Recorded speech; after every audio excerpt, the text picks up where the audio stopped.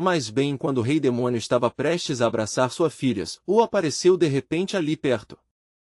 Com um movimento rápido e usando seu poder, Zo puxou Carmen suavemente, mas com firmeza, para perto de si, recusando deixar que qualquer outra pessoa se arriscasse.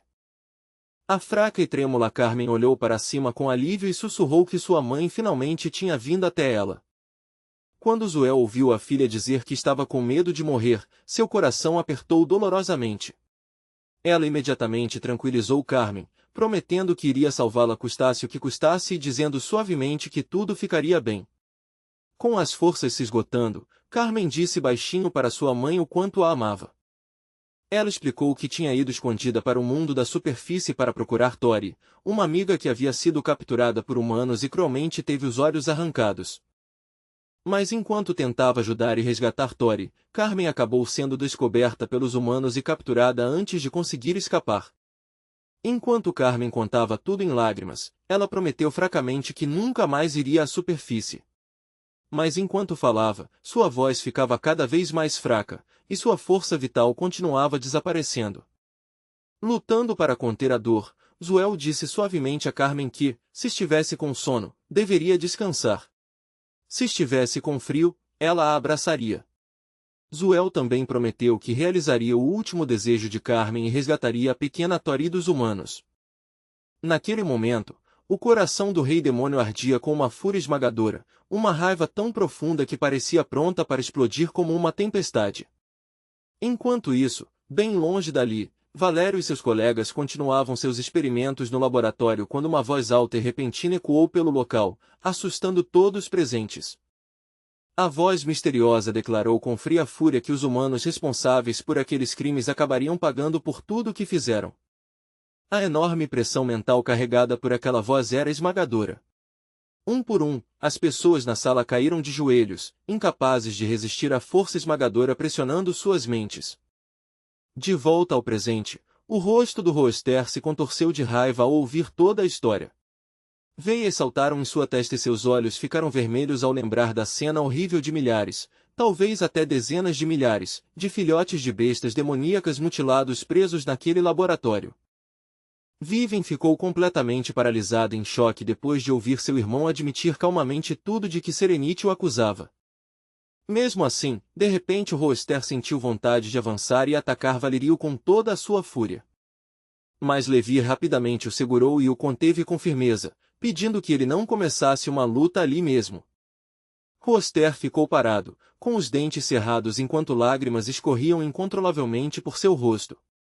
Serenity olhou a cena à sua frente em total descrença. Ela estava chocada que uma besta demoníaca com força de nível nacional estivesse realmente ouvindo as palavras de um humano. Então ela levantou a voz e anunciou em alto e bom som que a equipe de forças especiais já havia concluído uma investigação sobre as atividades ilegais ligadas ao leilão subterrâneo e havia compartilhado as descobertas com o Departamento Central. Para o choque de todos presentes, a investigação revelou que a pessoa por trás daqueles negócios sujos no submundo era ninguém menos que o próprio Valério. Valerio respondeu de forma dura, dizendo que mostrar misericórdia aos inimigos era simplesmente crueldade consigo mesmo. Na visão dele, bestas demoníacas sempre seriam inimigas da humanidade. Ao ouvir essas palavras duras, Mateu e Leon trocaram olhares chocados. Serenity respondeu imediatamente, perguntando quem havia dado a Valério o direito de falar em nome de toda a humanidade.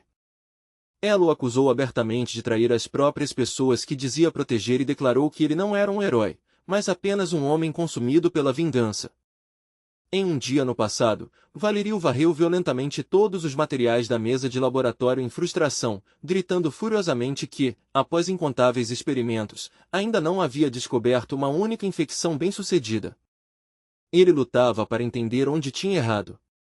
Mesmo combinando inúmeros genes de bestas demoníacas e usando os materiais biológicos mais tóxicos que conseguia encontrar, sua pesquisa continuava fracassando.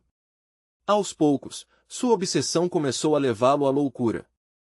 Eventualmente, uma ideia perturbadora começou a surgir em sua mente, talvez corpos humanos precisassem ser incluídos nos experimentos para melhorar a cadeia biológica que ele tentava criar. Impulsionado por essa lógica distorcida, ele começou a capturar secretamente bêbados e viciados das ruas para usá-los como cobaias. Aos olhos de Valerio, o único componente que faltava para completar sua pesquisa era justamente o elemento humano. Um dia, seu assistente trouxe um relatório com os resultados da amostra número 48. A capacidade de infecção da toxina havia aumentado bastante, mas também produziu um efeito colateral perigoso, aumentava a taxa de câncer em humanos em quase 10 vezes. Em vez de ficar alarmado, Valério apenas sorriu levemente. Para ele, o aumento da infectividade provava que sua pesquisa estava indo na direção certa. Então decidiu continuar experimentando em humanos para aperfeiçoar a toxina enquanto reduzia seus efeitos nocivos em pessoas comuns. Enquanto isso, durante um trabalho rotineiro no laboratório, Leland acidentalmente cortou o dedo, e uma pequena gota de sangue começou a sair do ferimento. Apesar dos avisos anteriores de Valério sobre manter procedimentos rigorosos de segurança, o pequeno acidente foi rapidamente esquecido. Porém, um dia, enquanto observava amostras no microscópio, Valério de repente congelou de choque. Para sua surpresa, ele detectou sinais de atividade do veneno no sangue de Leland. Essa descoberta inesperada levou Valério a propor uma teoria estranha, de que humanos excepcionalmente talentosos poderiam, na verdade, representar outra forma de evolução semelhante às bestas demoníacas. Se essa teoria estivesse correta, então seus próprios assistentes poderiam ser os sujeitos experimentais perfeitos para testá-la. Valério começou a refletir cuidadosamente sobre as semelhanças biológicas entre humanos e bestas demoníacas. Ambas as espécies possuíam a capacidade de evoluir e sofrer mutações com o tempo, e alguns humanos naturalmente desenvolviam habilidades extraordinárias semelhantes às das bestas demoníacas. Esses indivíduos talentosos possuíam uma força muito além da de guerreiros comuns. Diferente dos lutadores típicos, eles não precisavam de anos de treinamento para liderar seu poder. Depois de refletir profundamente sobre essa revelação, Valério tomou uma decisão chocante e radical. Ele realizou um experimento usando a amostra 48 em indivíduos especialmente talentosos, completando com sucesso a cadeia de infecção que vinha tentando criar. Quando os resultados do experimento apareceram, Valério encarou os dados em total incredulidade. Ele percebeu que a arma genocida que havia criado poderia exterminar todas as bestas demoníacas, mas também possuía a capacidade aterrorizante de destruir humanos. Embora a toxina parecesse quase inofensiva para pessoas comuns, Leon estalou a língua calmamente, claramente sem se surpreender com a revelação e concordando em silêncio com o alerta anterior de Serenity. Serenity acusou Valério com raiva, apontando que Vincent e Leland haviam seguido cegamente sua pesquisa mesmo colocando suas próprias vidas em risco. Juntos, eles ajudaram a desenvolver uma toxina mortal que acabou infectando todos expostos à amostra 48. Os olhos de Valério brilharam de raiva e seus dentes se cerraram enquanto Serenity continuava repreendendo, acusando-o de ter espalhado a infecção sem querer. Apesar de suas tentativas de controlar a situação, a infecção acabou se espalhando por todo o distrito comercial. Famílias, moradores comuns e até indivíduos talentosos foram afetados, seus poderes ficaram mais fortes enquanto sua saúde piorava rapidamente. Mateu, que era um desses indivíduos especialmente talentosos, mal conseguia acreditar na verdade assustadora que acabará de ouvir. Quando alguém perguntou diretamente a Valerio se a toxina poderia matar humanos, ele evitou dar uma resposta clara. Em vez disso, disse apenas que apenas indivíduos especialmente talentosos enfrentavam perigo real, enquanto pessoas comuns provavelmente não morreriam por causa dela.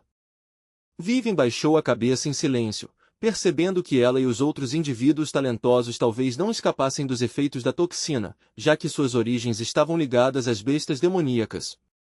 Mesmo assim, Valerio insistiu teimosamente que a situação ainda poderia ser controlada se ele continuasse sua pesquisa e focasse em aperfeiçoar a arma contra as bestas demoníacas. Mas Vivian de repente levantou a voz com raiva, desafiando a crença de Valerio de que humanos e bestas demoníacas realmente compartilhavam as mesmas origens biológicas. Ela falou com firmeza, explicando que, do ponto de vista das bestas demoníacas, matar humanos não era um ato de crueldade, mas simplesmente uma questão de sobrevivência. De acordo com as leis naturais do mundo delas, criaturas mais fortes caçam as mais fracas para continuar vivendo. Valerio recuou levemente ao ouvir aquelas palavras.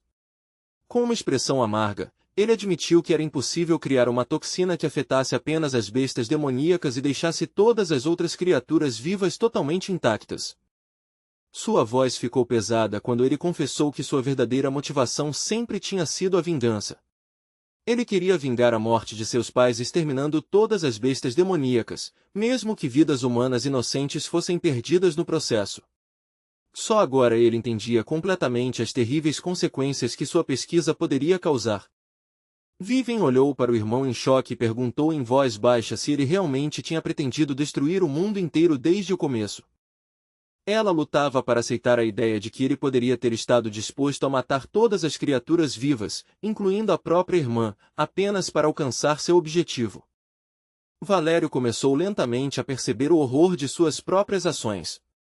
Ele não conseguia entender como seu desejo de vingança o tinha empurrado para um caminho que poderia levar à destruição de toda a vida na Terra. No começo, ele acreditava que só queria eliminar os demônios. Mas agora a verdade estava clara: se o plano dele tivesse sucesso, inúmeros guerreiros humanos também morreriam, incluindo sua própria irmã. No fundo, ele percebeu que sempre soube dessa possibilidade. Na verdade, esse pensamento estava enterrado em sua mente havia muito tempo.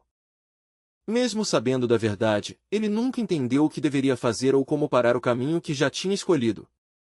Valerio achava impossível aceitar a ideia de esquecer o assassinato de seus pais e viver em um mundo onde os demônios continuassem existindo. No coração dele, humanos e demônios simplesmente não podiam coexistir em paz. Seus pais morreram bem diante de seus olhos enquanto o protegiam. Aquela lembrança dolorosa ficou gravada em sua mente, e ele não conseguia entender por que deveria tolerar a existência dos demônios depois de tudo que eles fizeram. Lágrimas começaram a encher lentamente os olhos de Valerio enquanto as lembranças o dominavam. De repente, Vivian começou a se culpar, pedindo desculpas repetidas vezes por ter deixado ele sozinho depois que os pais dele sacrificaram a própria vida. Ela se arrependia profundamente de não ter ficado ao lado dele para apoiá-lo emocionalmente. Na mente dela, sua ausência tinha permitido que ele afundasse na solidão e na dor por tantos anos. Valério tremeu levemente antes de puxar a irmã para um abraço apertado. Naquele momento, ele percebeu o quanto de solidão e sofrimento silencioso tinha carregado desde a infância. Serenite soltou um suspiro silencioso enquanto observava os dois. Seu olhar continuava frio ao encarar Valério, enquanto Roster e Levi permaneciam por perto sem se mover. Mateu e Leon também observavam a cena emocional entre os irmãos com expressões sombrias. Vivian se agarrou ao irmão com força e começou a chorar, dizendo que todos aqueles anos de isolamento tinham prendido ao passado e impedido ele de seguir em frente. Valerio segurou a irmã com a mesma força e também começou a chorar, finalmente percebendo o peso de tudo que tinha acontecido durante todos aqueles anos. Todos os presentes ficaram em silêncio, observando a conversa dolorosa entre irmão e irmã acontecer diante deles. De repente, um sinal de alerta apareceu na mente de Levi. Seu sistema o avisou sobre perigo. Projéteis afiados, parecidos com rosas venenosas, estavam voando rapidamente em direção às suas costas. Roster reagiu instantaneamente. Abrindo suas penas, ele desviou o ataque que se aproximava e protegeu Levi do golpe mortal. Depois de bloquear o ataque, ele olhou para Levi com irritação e perguntou em tom de deboche por que ele nem sequer tinha tentado desviar. Nesse momento, uma voz poderosa ecoou pela sala quando Titus entrou, quebrando o silêncio tenso. Zuel e a pequena criança demoníaca se animaram imediatamente ao ver o rei aparecer. No entanto, Zo rapidamente levantou a mão para impedir que o marido se aproximasse demais, preocupada com o risco de contato físico. Ela explicou que já tinha sido exposta ao poder venenoso que estava se espalhando pela área. Usando seu poder espiritual para sustentar o próprio corpo, Zo ficou de pé e se dirigiu ao grupo de cultivadores liderado por Levi. Ela informou que os cidadãos comuns de Shanyi estavam seguros dentro de suas casas sob a proteção de seu povo. No entanto, os guerreiros de Shonji haviam sido capturados e agora estavam presos dentro de um prédio especial do departamento, guardado por seus subordinados. Ela falou com desprezo aberto por aqueles que guardavam ódio contra seu povo e declarou que a justiça precisava ser feita por Vincent Leland. A mulher-demônio continuou dizendo que todas as pessoas responsáveis por criar o veneno e torturar seus parentes já tinham sido devidamente punidas. Ao mesmo tempo, ela prometeu que seu povo não buscaria vingança contra aqueles que não estavam diretamente envolvidos na pesquisa do veneno. Até agora, eles tinham evitado deliberadamente ferir humanos comuns. Mas a situação chegou a um ponto em que estavam prontos para dar uma escolha aos humanos. Zuel apresentou calmamente duas opções possíveis para o grupo de Levi. Eles poderiam garantir a segurança de todas as pessoas em Sanchi e protegê-las de seu povo, ou poderiam entregar Valeriu junto com o frasco final de veneno que ele possuía. Zuel declarou que Valeriu precisava enfrentar punição pela morte do filho deles e pelo sofrimento cruel que tinha causado ao seu povo. O rosto de Viven se encheu de medo ao ouvir Zuel declarar aquelas condições duras com tanta calma. Zuel avisou friamente que, se recusassem suas exigências, ela destruiria toda Shonin. Atrás dela, um grupo de demônios poderosos aguardava, esperando a decisão dos humanos. A voz gelada de Zuel ecoou pelo salão, fazendo Mateu e Leon sentirem um arrepio na espinha. Diferente dos outros, Serenite permaneceu calma e composta enquanto analisava cuidadosamente a situação. Ela concluiu que o inimigo provavelmente já tinha sido enfraquecido antes da chegada deles.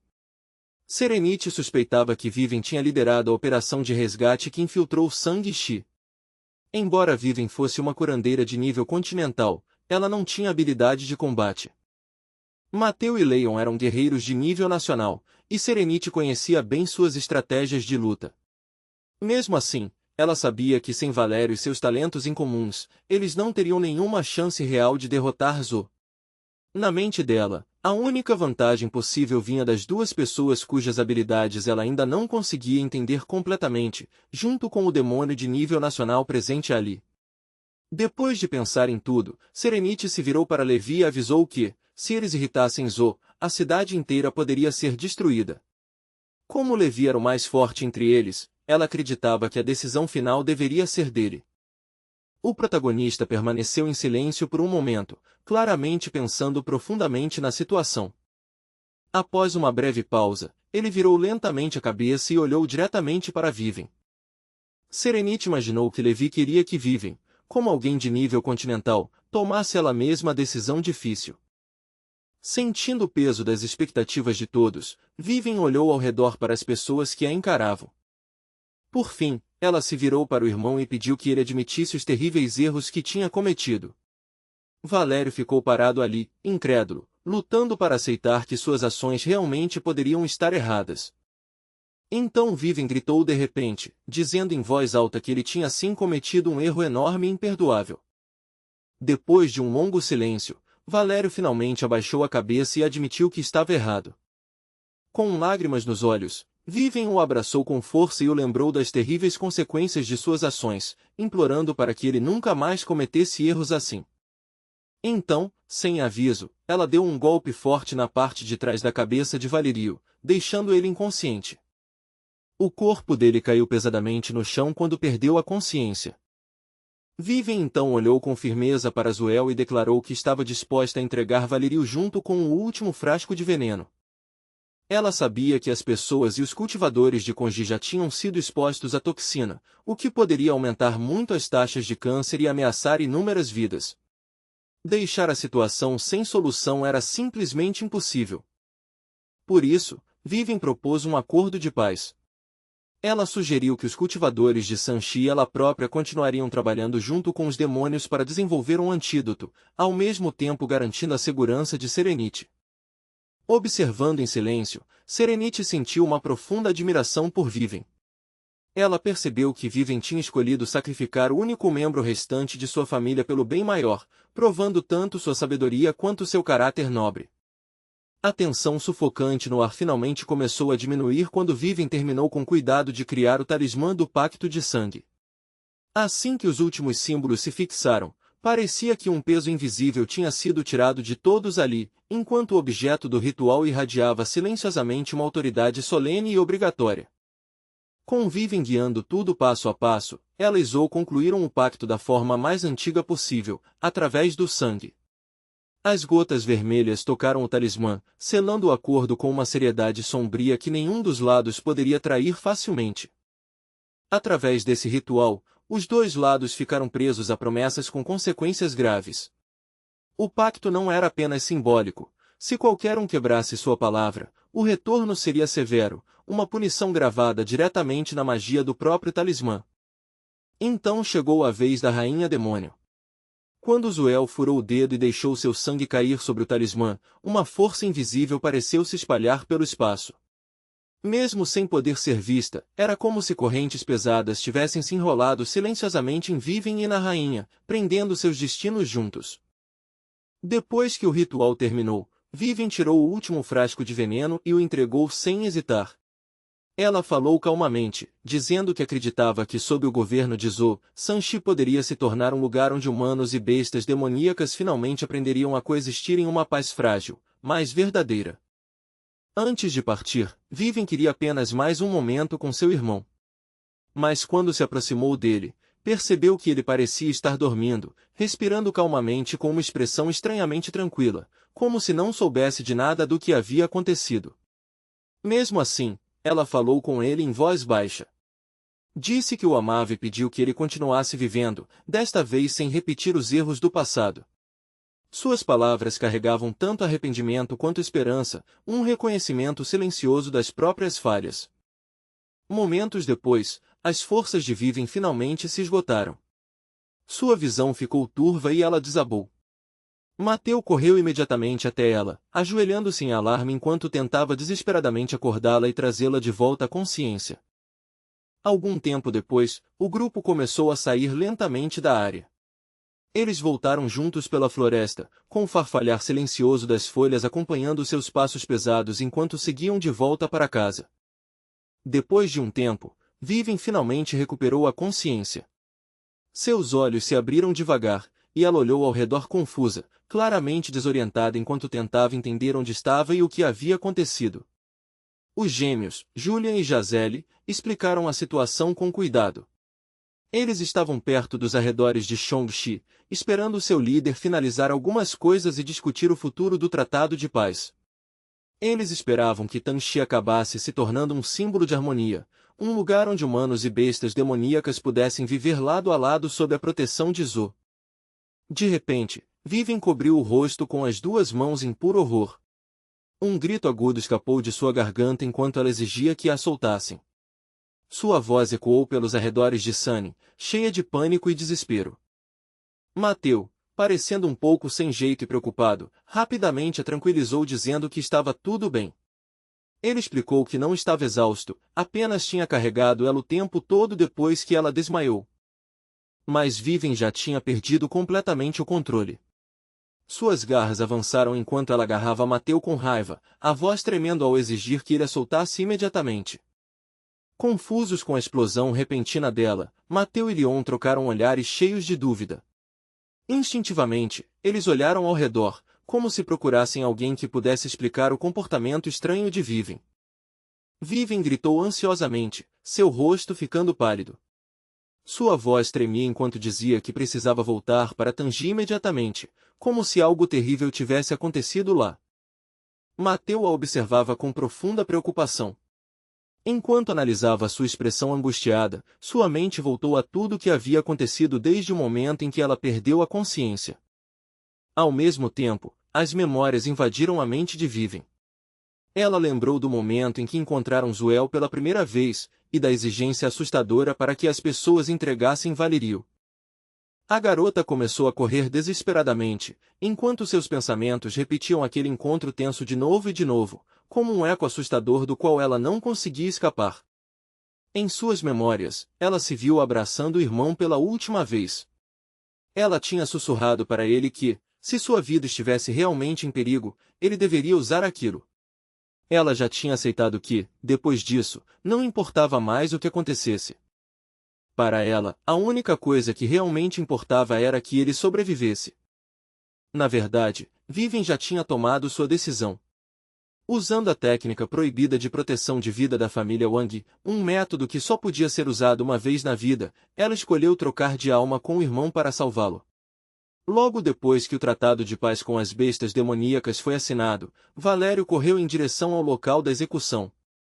Dentro do corpo que antes pertencia à sua irmã, ele correu desesperadamente para o lugar onde o destino dela já tinha sido decidido. Apenas alguns poucos moradores corajosos, ou talvez curiosos, da cidade se reuniram na praça para testemunhar a execução que estava prestes a acontecer.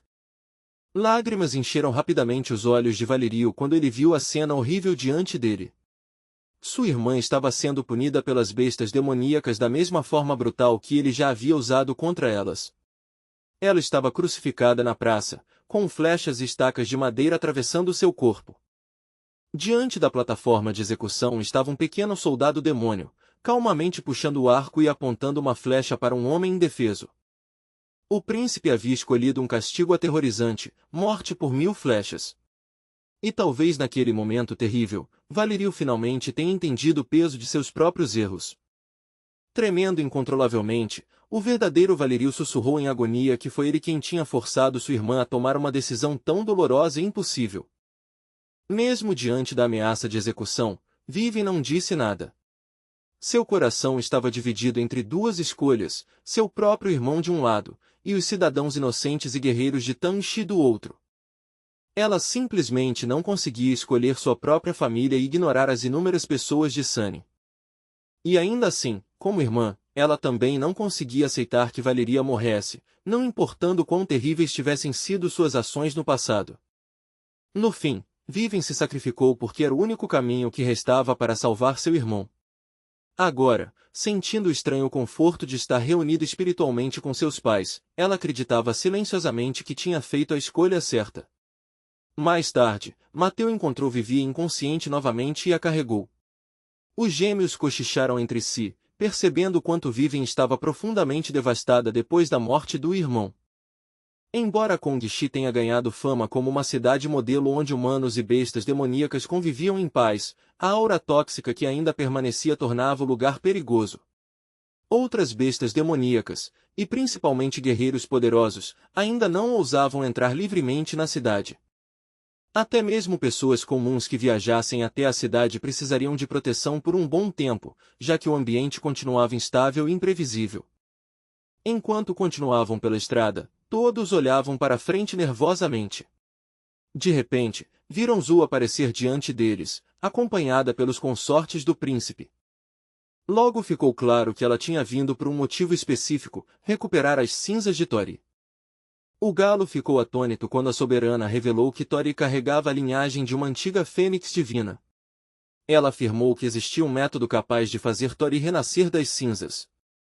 Enquanto falava, uma energia estranha começou a fluir do colar da demônio, envolvendo suavemente as cinzas. Todos observaram em silêncio, com os olhos arregalados de espanto, enquanto ela começava a realizar aquela técnica misteriosa de ressurreição. Uma onda de energia poderosa envolveu as cinzas, transformando-as em um ovo radiante de 5 cores. Com um cuidado surpreendente, a rainha entregou o ovo brilhante de volta ao galo. Jasper de repente gritou em choque, mas antes que pudesse terminar a frase, uma das contas do colar da soberana disparou para frente e se cravou em sua testa como um estranho terceiro olho. Todos ficaram imóveis, completamente atonitos com a cena inesperada que acabava de acontecer. Até mesmo os demônios ficaram momentaneamente sem palavras, olhando em incredulidade. As expressões dos gêmeos ficaram sombrias enquanto cochichavam preocupados sobre o que aquele incidente poderia significar. Eles temiam que o ancião pudesse ter tomado acidentalmente o tesouro de outra pessoa logo após o tratado de paz ser assinado. Enquanto isso, Jasper balançava levemente, murmurando que se sentia extremamente desconfortável. Zoe exclamou surpresa, percebendo que o corpo de Jasper estava transbordando de energia porque ele tinha absorvido imprudentemente o poder contido na conta do tesouro. Ela avisou a todos que aquela explosão repentina de poder poderia fazer Jasper explodir, ou talvez cair em um coma profundo. Diante dos olhos de todos, Jasper de repente caiu da cabeça de Levi assustado. Vendo que Jasper tinha voltado ao seu tamanho normal, Levi rapidamente o abraçou e comentou surpreso que ele agora possuía um poder enorme, tanto que até quebrou o efeito de encolhimento antes do esperado. Os 3 demônios o observaram atentamente, sem saber se Jasper tinha sobrevivido àquilo. Mas suas expressões mudaram imediatamente quando ouviram o garoto de cabelo branco gritar cheio de energia que se sentia cheio de força e completamente bem. Zuela murmurou em descrença, chocada que Jasper não tivesse morrido, e ainda tivesse conseguido absorver com sucesso o poder da conta do tesouro. Ela especulou que a capacidade de Jasper de absorver aquele poder talvez estivesse ligada à sua misteriosa conexão com o descendente de seu antigo benfeitor. Seus pensamentos voltaram 1000 anos no passado, aos pés do Monte Sunny, lembrando o momento em que ela havia sido gravemente ferida. Naquela época, ela havia sido atacada por um poderoso lobo-alfa enquanto já estava lutando contra a Rainha das Abelhas. Através da névoa da dor, ela de repente percebeu a silhueta de um humano à distância. Ela achou que ele acabaria com sua vida assim que se aproximasse.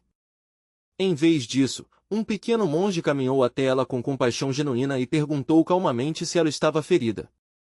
O medo passou pela mente de Zuel enquanto ela perguntava cautelosamente o que ele pretendia fazer. Para sua surpresa, o garoto simplesmente ofereceu a ela uma pedra de cura, explicando que aquilo poderia ajudar a restaurar seus ferimentos. Zuel ficou completamente chocada com a bondade do monge. Em vez de matar a demônio quando teve a chance, ele escolheu ajudá-la a se curar. Só então ela finalmente contou a verdade a ele, que ela não era humana de forma alguma. No entanto, o jovem monge balançou a cabeça calmamente e respondeu com sinceridade tranquila que, para alguém que seguisse o caminho do budismo, toda vida tinha o mesmo valor. Seja humana ou demoníaca, ele acreditava que todos os seres vivos mereciam compaixão e misericórdia. Antes de partir, o pequeno monge colocou gentilmente o tesouro em suas mãos. Então, ele se virou em direção à estrada do oeste e começou sua jornada novamente, dizendo a ela com um sorriso suave que voltaria um dia para pegar o pingente quando passasse por aquele lugar em seu retorno. Depois que suas feridas cicatrizaram, Zuel frequentemente voltava à beira do rio onde se encontraram. Ano após ano, ela esperava pacientemente, acreditando que o monge cumpriria sua promessa. Décadas se passaram, depois séculos, mas ela continuou a visitar o mesmo local. Com o passar do tempo, a montanha solitária foi gradualmente se transformando em uma cidade movimentada cheia de pessoas. Apesar das mudanças ao seu redor, o monge nunca voltou para reivindicar o tesouro que deixará para trás. De volta ao momento presente, Uel olhou atentamente para Jasper com um brilho de excitação nos olhos. Com curiosidade esperançosa, ela perguntou diretamente a ele se ele poderia ser um descendente do bondoso monge que uma vez a salvara. Jasper piscou, confuso, claramente sem entender o que Zuel estava dizendo. Sua pergunta repentina o deixou coçando a cabeça, completamente perplexo com a estranha conexão que ela parecia acreditar existir. Todos ao redor ficaram igualmente surpresos ao ouvir a poderosa dama demoníaca falar com Jasper de forma tão respeitosa e emocional. Ela explicou calmamente que a pérola brilhante originalmente pertencia ao seu benfeitor de longa data. O fato de Jasper conseguir absorver seu poder sem sofrer danos sugeria que ele compartilhava algum tipo de conexão com aquela pessoa. Os demônios então expressaram sua gratidão a Jasper, agradecendo sinceramente por proteger a pérola e mantê-la segura ao longo de todos aqueles anos. Agora convencida de que Jasper realmente carregava o sangue de seu benfeitor, a senhora demoníaca decidiu lhe dar um presente especial. Ela formou um fino fio de poder espiritual, tecido diretamente de sua própria vontade, e se preparou para passá-lo para ele. Ela explicou que esse fio invisível permaneceria oculto dentro de Jasper, a menos que ele decidisse ativá-lo. Sempre que precisasse de ajuda, ele só teria que rasgar o fio com a mão, e isso invocaria seu poder instantaneamente. Curioso e um pouco impaciente, Jasper decidiu testar a estranha habilidade imediatamente.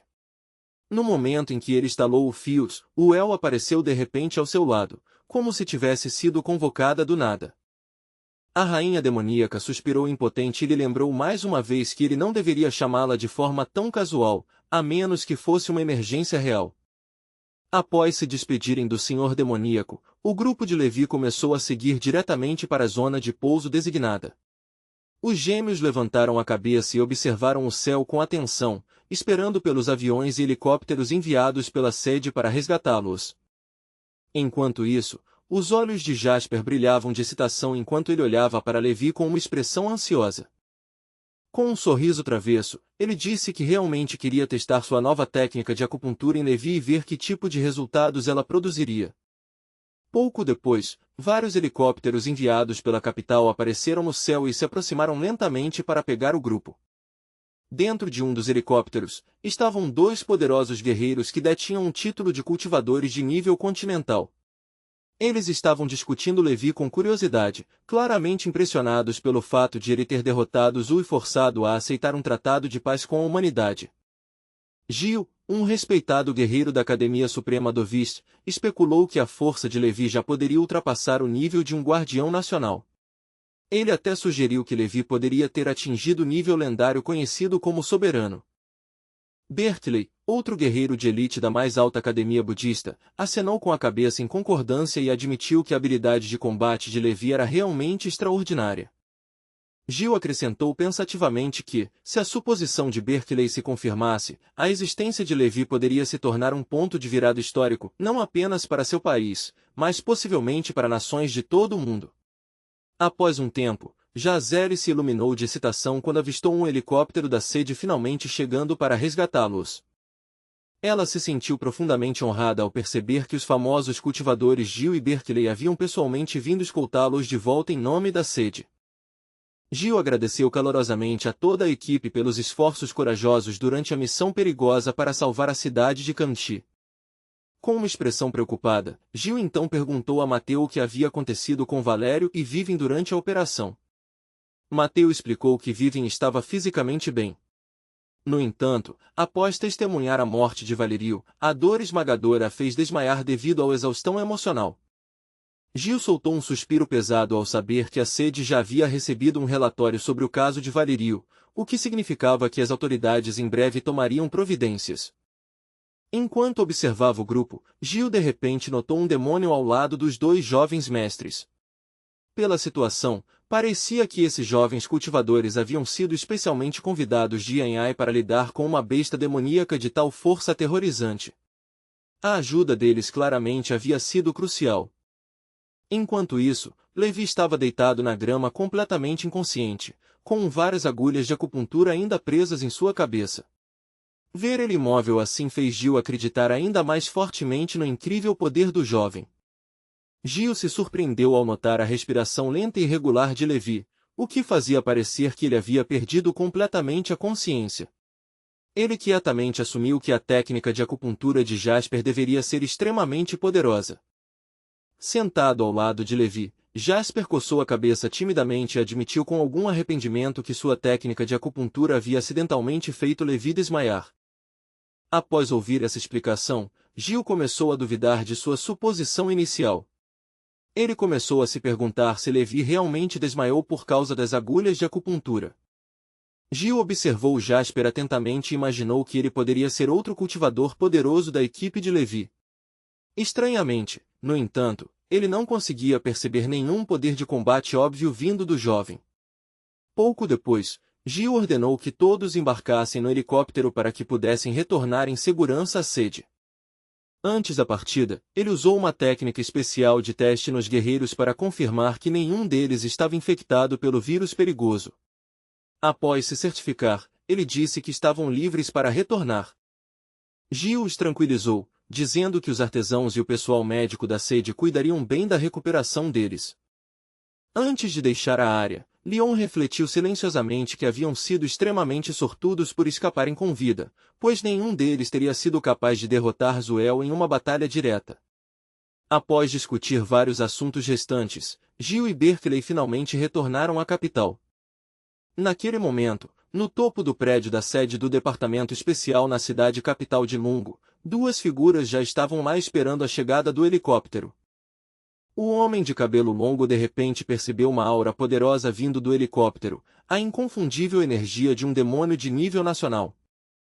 O homem era um guerreiro de nível continental chamado Cases.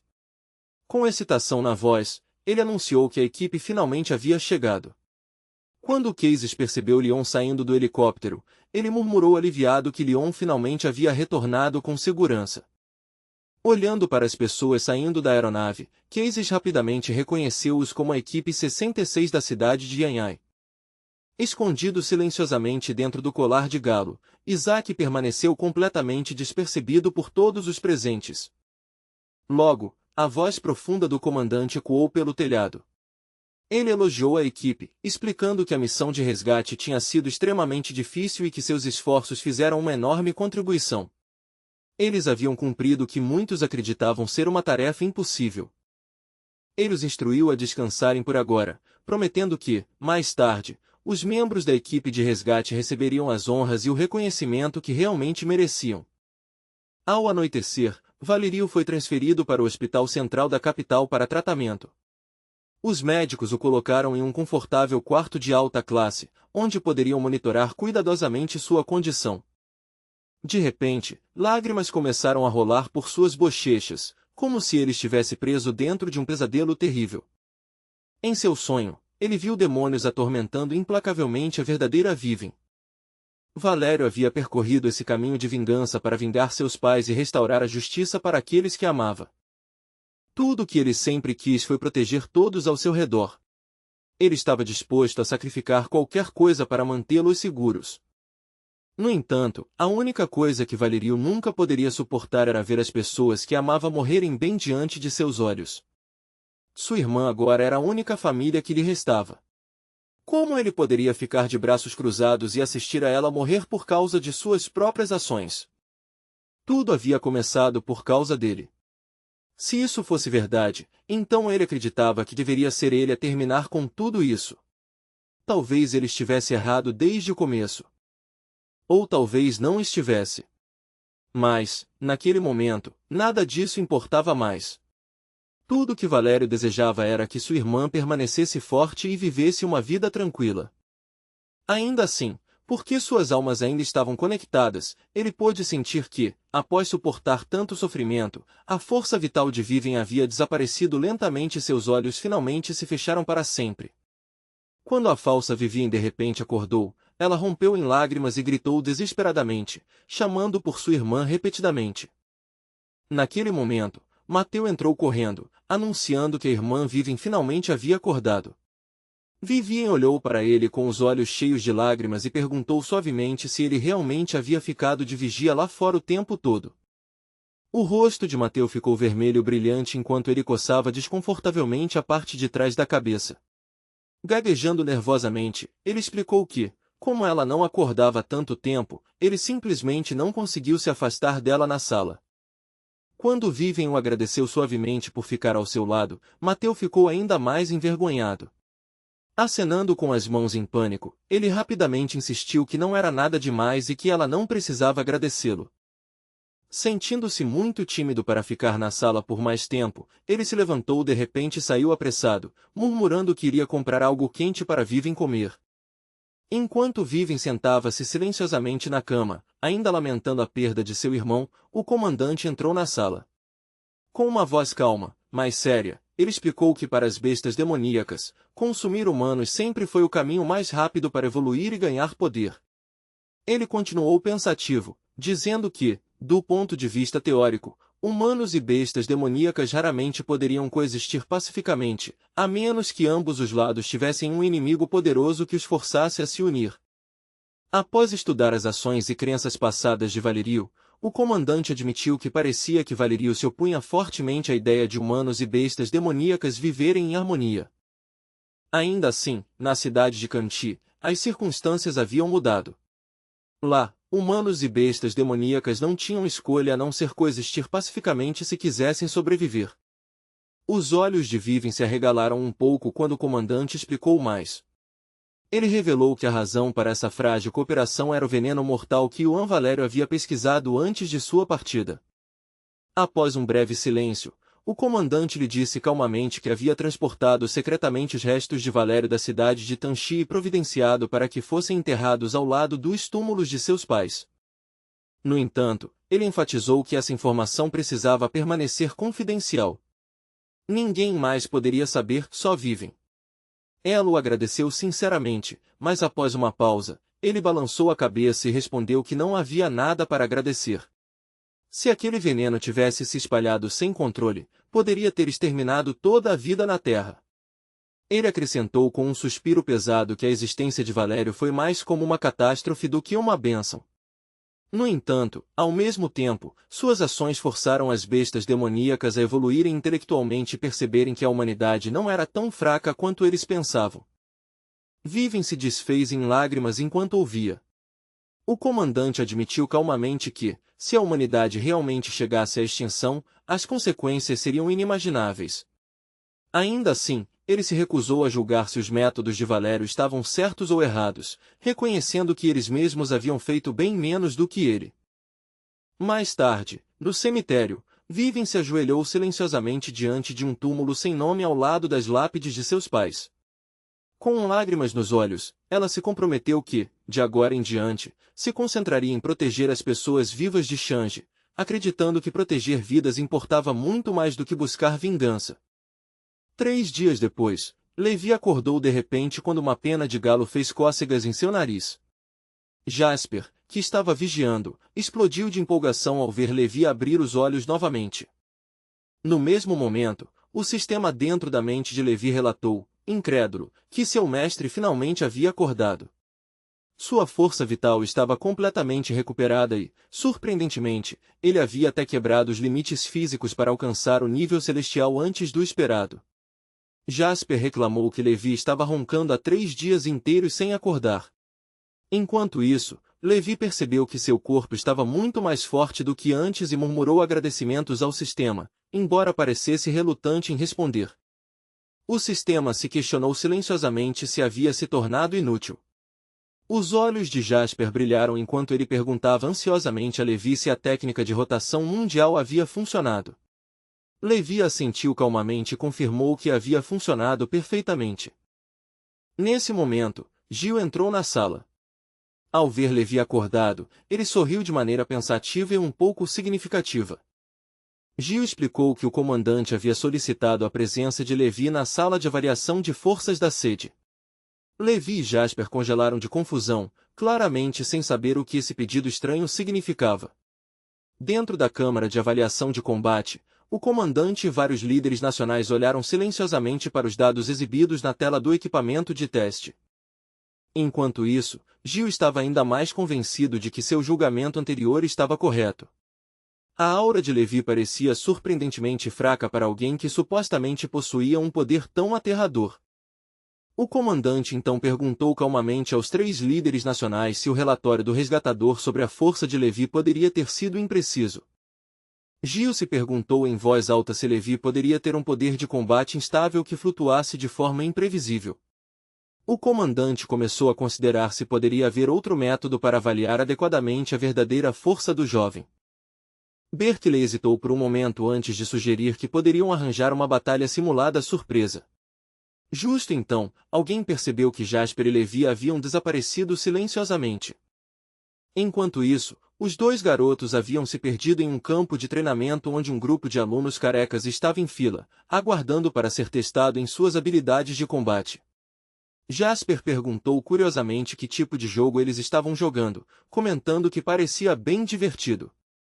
O instrutor explicou cuidadosamente o teste a um dos alunos, enfatizando que a parede de aço mística era extremamente resistente.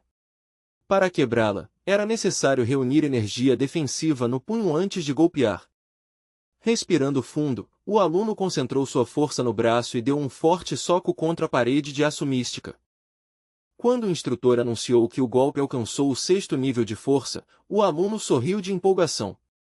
Um dos alunos próximos de repente notou Levi e Jasper e os reconheceu como os 2 indivíduos talentosos que haviam se tornado famosos recentemente.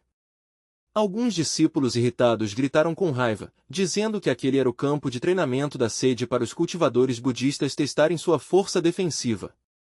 Eles avisaram que, se pessoas comuns batessem na parede de aço mística com as mãos nuas, poderiam facilmente quebrar seus ossos. Nesse momento, o instrutor chamou outro aluno à frente para a inspeção, lembrando-o severamente de não deixar que aqueles novatos arrogantes o distraíssem e arruinassem seu desempenho. O aluno rapidamente concentrou sua força e socou a parede de aço mística novamente. O funcionário anunciou com orgulho que o resultado havia alcançado o nível 7, marcando uma grande melhoria. Jasper se inclinou para Levi e sussurrou se ele queria tentar também. Quando Levi e Jasper se aproximaram da parede de aço mística, o instrutor perguntou se eles realmente planejavam tentar o teste. Vários discípulos budistas zombaram deles, afirmando que os tolos de fora estavam prestes a aprender o quão fortes os cultivadores budistas realmente eram. Jasper reuniu toda a sua força e levantou o punho com entusiasmo, rindo enquanto dizia que esse jogo estranho parecia incrivelmente divertido. No entanto, no momento em que seu punho atingiu a parede de aço mística, o supervisor suspirou e calmamente anunciou que o resultado do impacto defensivo foi 0. O corpo de Jasper tremeu de embaraço enquanto os cultivadores budistas ao redor explodiam em risadas. Era a primeira vez que ouviam falar de alguém conseguindo um resultado de nível 0. Vendo Jasper segurando sua mão inchada de dor, Levi simplesmente ignorou as risadas zombeteiras dos cultivadores budistas ao redor deles. Levi calmamente deu um passo à frente para socar a parede de aço mística ele mesmo. Antes de socar, vários cultivadores zombaram, alertando que tal teste não era para garotos de rosto pálido como ele. Sem dizer uma palavra, Levi reuniu seu poder e desferiu um soco estrondoso que destruiu instantaneamente a parede de aço mística, deixando os cultivadores ao redor congelados de choque completo. Com um único golpe, Levi perfurou a lendária parede de aço mística que havia permanecido intacta desde os tempos antigos. O gerente ficou horrorizado, completamente atônito com a força inacreditável demonstrada pelo jovem. Justo então, o comandante e seu grupo chegaram, e toda a área ficou em silêncio. Gil olhou incrédulo e perguntou aos 3 guerreiros ao seu lado se aquele nível realmente pertencia a um senhor da guerra. O comandante confirmou que Levi havia realmente alcançado o nível de senhor da guerra. Após liberar sua frustração, Levi se aproximou de Jasper e perguntou se sua mão ainda doía. Ele explicou casualmente que destruiu a parede de aço mística só para vingar Jasper. Jasper sorriu feliz e agradeceu a Levi. Usando seus óculos do sistema, Levi rapidamente comprou uma poção de cura para ajudar a tratar a mão machucada de Jasper. Nesse momento, o comandante se aproximou de Levi e disse que queria discutir algo importante. Enquanto isso, os cultivadores budistas ficaram pálidos depois de ouvir Gil avisar que qualquer um que vazasse o que testemunhasse enfrentaria severas punições. Mais tarde, dentro da sala de reuniões da liderança sênior no topo da sede, Levi e o comandante se sentaram um de frente para o outro. O comandante explicou que queria convidar Levi a permanecer na sede e servir como o novo guardião principal responsável por proteger a capital. Nem Levi nem Jasper entenderam completamente o que esse cargo significava, então o homem mascarado esclareceu que o país não havia produzido um cultivador supremo em 200 anos. A presença de Levi havia se tornado, portanto, extremamente valiosa.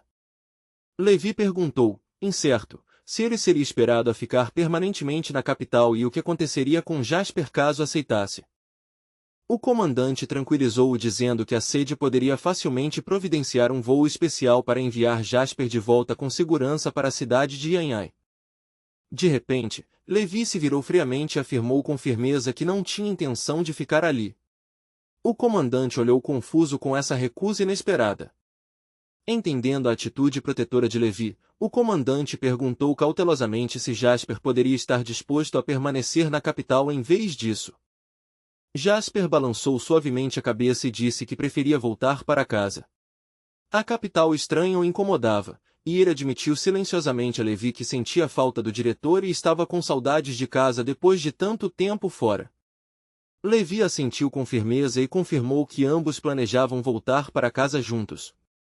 Depois de pensar sobre isso, o comandante revelou que a sede já soubera que Vanai servia como seu guardião. Parecia claro que Levi sentia um forte senso de lealdade e pertencimento à cidade de Yanhai. Após analisar cuidadosamente a situação, o comandante considerou 2 opções: convencer Levi a permanecer na sede ou convidar Wan Ai para discutir o assunto. Logo, ele tomou sua decisão. 2 dias depois, Wan Ai chegou à sede enquanto outro guerreiro assumia temporariamente a responsabilidade de guardar a cidade de Yanhai. Quando o comandante informou a ele em particular que Levi havia alcançado o maior posto de combate, Wan Ai ficou completamente chocado. O comandante também explicou que Levi e Jasper estavam insistindo em voltar para casa, então ele planejava oferecer-lhes um contrato muito generoso para guardar a sede temporariamente. Os olhos do homem de um olho brilharam de excitação quando ele imediatamente percebeu uma enorme oportunidade de ganhar dinheiro. O comandante propôs convidar Levi para se juntar a uma unidade especial ligada à sede de Yanhai e até ofereceu 10 vezes o pagamento normal.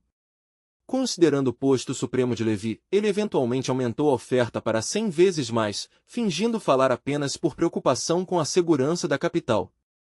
Ao ouvir essa proposta, Wanai riu sarcasticamente e disse que poderia simplesmente vender Levi e Jasper de uma vez por um preço tão ridículo. Antes de seguir para a sede, Tracy puxou Wanai para o lado e o avisou em tom sério. Ela disse que a equipe de resgate já havia completado sua missão e retornado em segurança, e que a sede o havia contatado imediatamente depois de descobrir as incríveis verdadeiras habilidades de Levi. Ela explicou que, uma vez que a sede analisasse a força de combate de Levi, seria quase certo que levantariam a questão de mantê-lo na capital como defensor permanente. O comandante havia convocado Wanai justamente porque Levi se recusou a ficar, esperando que Wanai pudesse persuadi-lo a reconsiderar. Tracy então fixou Wanai com um olhar severo e o lembrou firmemente de que, por mais tentadoras que fossem as condições oferecidas pelo comandante, ele jamais deveria concordar em deixar Levi para vigiar a sede. Por causa dessas palavras, quando o momento chegou, o homem de repente parou no meio da frase e declarou teimosamente que só venderia aqueles meninos sobre seu cadáver. Naquele instante, o aviso de Tracy ecoou claramente em sua mente, lembrando-lhe novamente que ele absolutamente não deveria concordar com tal acordo. O comandante estreitou os olhos, desconfiado, e perguntou a Wanai por que ele havia recusado um arranjo tão generoso e lucrativo. Mas a verdade por trás da situação era muito mais complicada. Primeiro de tudo, Tracy lhe disse que Levi e Jasper eram, na verdade, pacientes de um instituto psiquiátrico cuja condição não poderia ser realmente curada. Em segundo lugar, se os dois ficassem muito tempo na sede, seus comportamentos incomuns poderiam eventualmente expor sua condição. Se isso acontecesse, a força de combate de Levi poderia ser descartada completamente, e os dois poderiam até acabar presos. Além disso, Levi sentia-se como uma bomba relógio poderoso, mas imprevisível. Wanai abaixou um pouco a cabeça e se desculpou, dizendo que simplesmente não poderia permitir que Levi e Jasper permanecessem na sede. O comandante parecia genuinamente confuso, não conseguindo entender por que alguém recusaria uma oferta tão valiosa. Pensando rápido, Wanai de repente inventou uma desculpa, alegando que Levi e Jasper eram, na verdade, seus filhos ilegítimos, enfatizando que o vínculo entre pai e filhos era algo que nunca poderia ser quebrado. O comandante congelou de choque quando ouviu aquela afirmação, sem saber se o homem estava dizendo a verdade ou inventando uma mentira absurda. Com notável habilidade de atuação, Wanai continuou sua performance, até deixando lágrimas se formarem em seus olhos enquanto explicava que, se Levi e Jasper ficassem na sede, eles se sentiriam abandonados pelo próprio pai. A sala inteira ficou em silêncio enquanto a exibição dramática de Wanai criava uma atmosfera inesperadamente emocional. O comandante o observou pensativo, considerando a alegação de que Wanai era, de fato, o guardião dos meninos. Na verdade, os passados de Levi e Jasper nunca haviam sido totalmente investigados. Naquele momento, o comandante finalmente começou a entender por que os meninos pareciam ter um vínculo tão forte com a ideia de voltar para casa. Ainda incerto, ele perguntou cautelosamente se Levi e Jasper eram realmente irmãos, observando que seus sobrenomes eram completamente diferentes. Sem nem hesitar, Wanai rapidamente mentiu novamente, alegando que eles haviam simplesmente herdado o sobrenome da mãe. O comandante olhou para o arquivo pessoal de Jasper e notou que faltavam detalhes básicos, como sua idade exata ou data de nascimento, o que só tornava a situação mais suspeita. O suor começou a escorrer pelo rosto de Wanai enquanto ele tentava desesperadamente lembrar de detalhes convincentes. De repente, o comandante bateu a mão na mesa, acusando-o com raiva de ser um mulherengo irresponsável. Wanai apressou-se em fingir inocência, admitindo sua imprudência passada enquanto orgulhosamente acrescentava que, apesar de suas origens incomuns, os dois meninos eram gênios extraordinários de combate. Ele continuou dizendo que, independentemente de como nasceram, Levi e Jasper ainda eram jovens e precisavam da orientação e cuidado de seu pai. Assistindo à exibição emocional, o comandante finalmente recuou com um suspiro relutante. Com evidente desgosto nos olhos, ele admitiu que não havia outra escolha senão permitir que Levi e Jasper retornassem à cidade de Yanhai, em vez de forçá-los a permanecer na capital. No entanto, como o equipamento de avaliação atual não poderia medir com precisão a verdadeira força de Levi, o comandante decidiu manter essa informação confidencial. Ele acrescentou que, se Wan-ai concordasse, Levi ainda teria que responder caso o país o convocasse para defender a sede. Wan-ai imediatamente acenou com a cabeça em sinal de concordância, prometendo com confiança que não haveria absolutamente nenhum problema. Nesse momento, alguém de repente usou sua autoridade para entrar na sala onde Wan-ai e o comandante supremo estavam conversando em particular. Ainda sem perceber a presença do recém-chegado, Wan-ai continuou tranquilizando o comandante de que proteger a sede era o mesmo que proteger a nação, e que Levi jamais recusaria tal responsabilidade. Sem perceber que alguém já havia entrado, Wan-ai continuou falando e repetiu que Levi e Jasper eram seus filhos ilegítimos, até pedindo ao comandante que mantivesse essa informação estritamente confidencial. Por dentro, o comandante xingou Wan-ai por ser um mulherengo sem vergonha, mas no final ele concordou relutantemente com o arranjo. De repente, o homem que havia entrado na sala não pôde deixar de falar. Com evidente surpresa, ele comentou que o famoso gênio de combate era aparentemente o filho ilegítimo de Wan-ai. Wan-ai se virou desconfiado e perguntou quem era o homem. O elegante estranho de cabelos vermelhos se apresentou calmamente como Stefan, um dos 13 anciãos de nível general da sede e um dos 5 especialistas de Realme Supremo estacionados permanentemente na Fortaleza Jin. Stefan também era, por acaso, o futuro chefe da poderosa família JYN. Ao ouvir esse nome, Wan-ai imediatamente percebeu que Stefan era o irmão mais novo de Joseph. O que também significava que ele era o pai de Tracy. Tremendo um pouco, Wan-ai estendeu a mão nervosamente para apertar a de Stefan. No entanto, as palavras seguintes de Stefan o chocaram profundamente. Com um leve sorriso, ele insinuou que, por causa daqueles 2 filhos ilegítimos brilhantes, a reputação de Wan-ai provavelmente estava arruinada para sempre e ele talvez nunca encontrasse uma esposa agora. Enquanto isso, a cena mudou para o jardim onde Leon havia se encontrado privadamente com seu comandante. Depois de ouvir que Levi havia atingido o rank de combate supremo e estava autorizado a retornar a Yanhai sem ficar na sede, Leon curiosamente perguntou como o comandante havia concordado com tal decisão. Cases explicou que o homem de um olho havia ousadamente afirmado que Levi e Jasper eram seus filhos ilegítimos. Leon franziu ligeiramente a testa, sem saber se o homem de um olho havia dito a verdade ou simplesmente inventado outra mentira, considerando sua reputação de mulherengo sem vergonha. Depois de pensar por um momento, Cases sugeriu lançar um ataque usando o artefato maligno para destruir a cidade de Yanhai, aproveitando a oportunidade para eliminar Wan-ai e Tracy. Leon acenou com a cabeça sombriamente, apontando que eles ainda estavam segurando o cadáver de Sam. Se não destruíssem esses 2 logo, o segredo eventualmente seria exposto. Cases propôs persuadir certos demônios a agir, já que somente eles possuíam a força necessária para matar guerreiros de nível supremo. Leon murmurou algo em voz baixa que chamou a atenção de Cases. Cases ficou sem palavras quando ouviu Leon reclamar com raiva sobre o homem de um olho ter gerado 2 filhos ilegítimos, apesar de já ter 40 anos.